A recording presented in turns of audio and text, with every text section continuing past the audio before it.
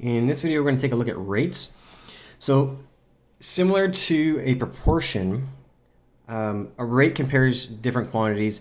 However, rates compare two quantities with different units. So proportion compares the same units. We talked about rice and water, 2 cups of water to 1 cup of rice. We're using the same quantities of cups. In the case of rates, we're comparing two different quantities. So an example of a rate might be that if you go to the bulk barn and you see the trail mix costs $1.93 per 100 grams. So every 100 grams you buy, you pay $1.93. Raisins have 120 calories per 40 grams is another example of where rates come into play. So this is the rate. Every 40 grams of raisins that you eat, you're going to ingest 120 calories. Now, when we take a look at some of the more useful rates in terms of making comparisons and things like that, we often use unit rates. Unit rates compares the first term to a single second term. So we often see this. You go and drive by a gas station, you see that gas costs $1.05 per liter. So it's multiple values over here. There's $1.05, where this is a single liter, so it's per single liter. The speed limit is 90 kilometers an hour. We compare the number of kilometers you're able to drive per hour. So single hour, that second unit's always single. Another one, a contractor gets paid $25 an hour. So these are all examples of unit rates. So a couple examples working with these. Using a unit rate. So we've done this kind of thing before. We just didn't explicitly call it a unit rate. But Joe paints his house and uses 9 cans of paint. The paint costs $23 per can. How much did Joe pay for the paint? So the rate here, the unit rate, is $23 per can.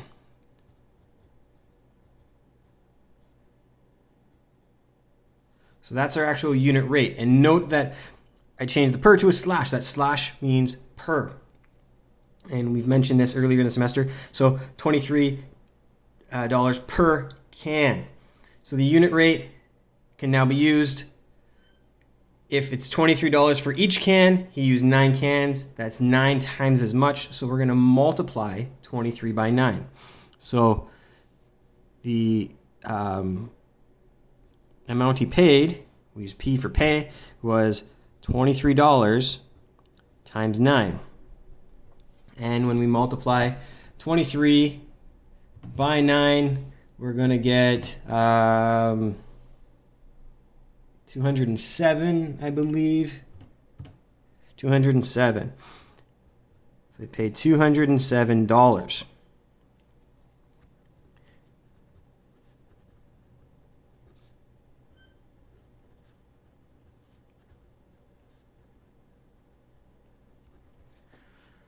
So when we're working with a rate, we're given a unit rate, we can then calculate using that unit rate how much something costs. Now, sometimes you're not given the unit rate and you need to know what the unit rate is to make use of it. So the next one here, we're going to actually find the unit rate. So we have Sally driving 760 kilometers in 8 hours. We want to know her average unit speed. So what was the unit rate in kilometers per hour? So she drove 760 kilometers per 8 hours. As we've mentioned before, that slash could also be written as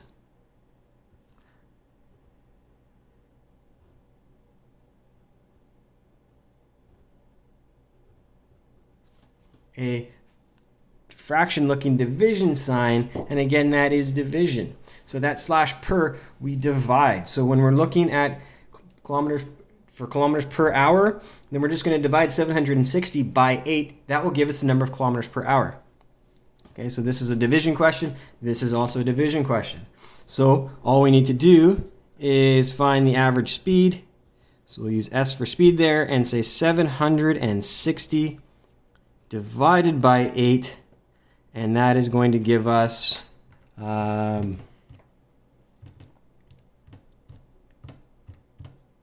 95 kilometers per hour.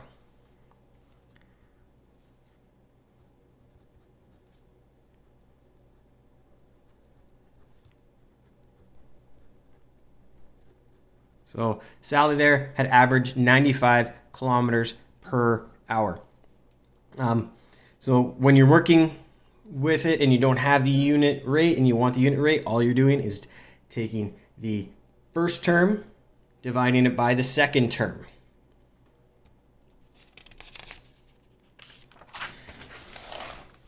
And the other thing you might need to do with these is actually compare rates.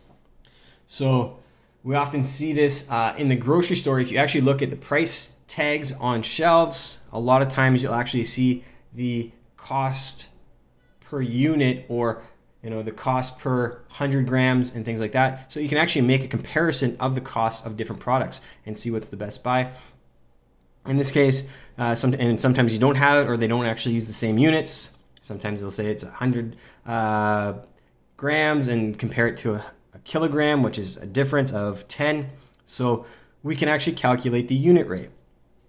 So in this case, a grocery store sells dog food in a 20 kilogram bag for $46, and a pet store sells dog food in a 15 kilogram bag for $40. Which is the better deal? Well, let's divide them out and see. So if we find each of the unit rate, so the G for the grocery store unit rate is going to be 20 kilograms. Sorry, I did that backwards. We want the cost per kilogram. I should probably write that out. So we want the cost per kilogram. And so that makes more sense in general. You know it's written out in kilograms for that much money, but we want to know the cost per the kilogram. So how much do we get for a unit of value? What unit of kilograms do we get at what price? So we'll do that. And so in this case, again, grocery store is 46 divided by 20. And I believe that is 1.3. Sure, 2.3. So $2.30 per kilogram. And then we'll do the same thing with the pet store. So the pet store, we have 15 kilogram bag for $40. So 40 divided by 15. And when we divide that out, we get approximately $2.67 per kilogram. So what's the better deal? Grocery store has a better deal, and you save a little bit more per kilogram. You're going to save about 37 cents.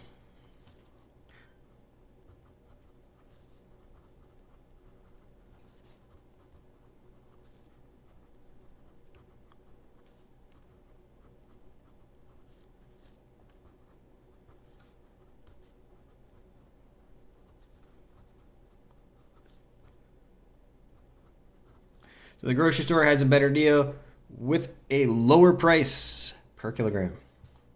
So that's unit rates, and rates and unit rates.